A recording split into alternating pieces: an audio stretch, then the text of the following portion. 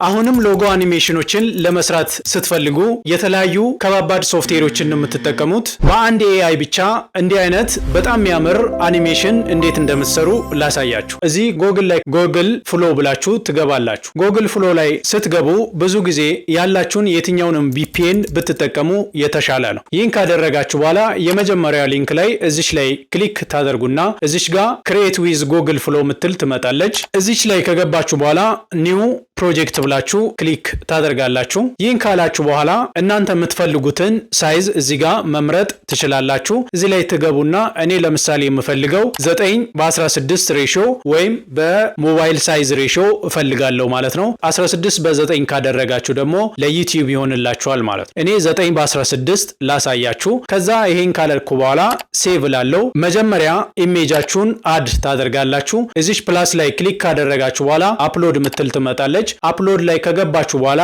ሎጎአችሁ ካለበት ቦታ ወደዚህ ታስገባላችሁ። ይሄኛውን ሎጎ ሴሌክት ካደረግኩ በኋላ ኦፕን እላለሁ። ኦፕን ስታደርጉ ሎጎአችሁ ሳይዙ ከፍ ባይል የተሻለ ነው። በኪሎ ባይት ቢሆን ይመረጣል ማለት። ከዛ በኋላ እዚህ ትመጡና እችኛውን ፕሮምፕት ኮፒ አድርጋችሁ ፔስት ታደርጋላችሁ። ይህን ፕሮምፕት የምትፈልጉ ከሆነ ኮሜንት ላይ ፕሮምፕት ብላችሁ ጠይቁኝ፣ እኔ ዲኤም አደርግላችኋለሁ። ይህን ፕሮምፕት የምትፈልጉ ከሆነ ከዚህ ቪዲዮ ጋር ዲስክሪፕሽን ስር ታገኛላችሁ። ስለዚህ ይህን ኮፒ ካደረጋችሁ በኋላ እዚህ ጋር ትመጡና እዚች ላይ ፔስት ታደርጋላችሁ። ይህን ፔስት ካደረጋችሁ በኋላ እዚች ጋር ቻት ላይ ክሊክ ታደርጋላችሁ። ይህን ስታደርጉ ምን ያክል ክሬዲት እንደሚወስድባችሁ ይነግራችኋል። ከዛ አፕሩቭ እላለው ማለት ነው። ሰው እዚህ ጋር እንደምትመለከቱት እጅግ በጣም በሚያምር ሁኔታ ለሎጎዬ አኒሜሽን ሰርቷል ማለት ነው። እስኪ አኒሜሽኑን አይተን እንመለስ።